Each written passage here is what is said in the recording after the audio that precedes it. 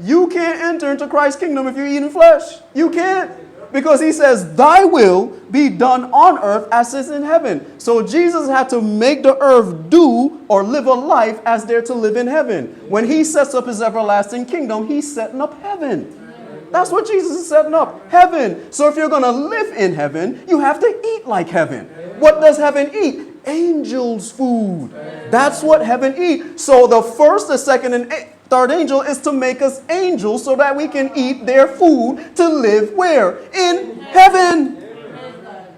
Did we go from light to more light? That's how we know that God is here. I know God is here. Whoever finds the doctrine of the second advent, that's where God lives. He lives there. Satan hates the doctrine of Christ's advent.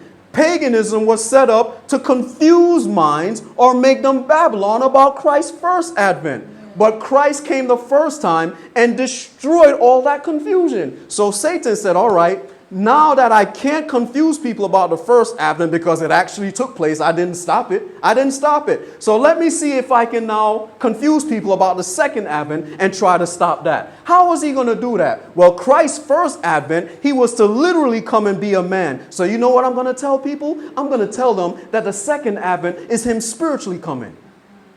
I'm going to tell them it's a spiritual kingdom. Well, who are you going to use, Satan, to do that? Don't worry, I got an idea. I'm going to use the papacy. And what is Christ going to do? Don't worry, church. I have an idea. Paul, tell them that the mystery of iniquity is already working against the second advent. Amen. It's working against it. Amen. Tell them this, Paul. Prepare my church. Tell the church that the mystery of iniquity against my second advent is already working. Satan is putting things in place to make people lose sight of my second advent. Paul, prepare the church. Warn them. Instruct them. Let's go to 2 Thessalonians. Let's see what Paul says to us. Go to 2 Thessalonians chapter 2. Let's see what Paul says to us. No, wait. Go to 1 Thessalonians chapter 5. Let's see what Paul says to us. Let's go to 1 Thessalonians. Paul is talking to us so that we're not deceived. We talk like that. We've lost sight of the second advent. That's why the Seventh-day Adventist church is the way it is. Losing sight of the second advent makes us have different ministries like you have different Sunday churches. It's the same spirit.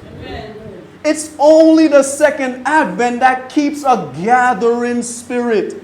Christ made it that way. The very life of God to be one is in the doctrine of the second advent.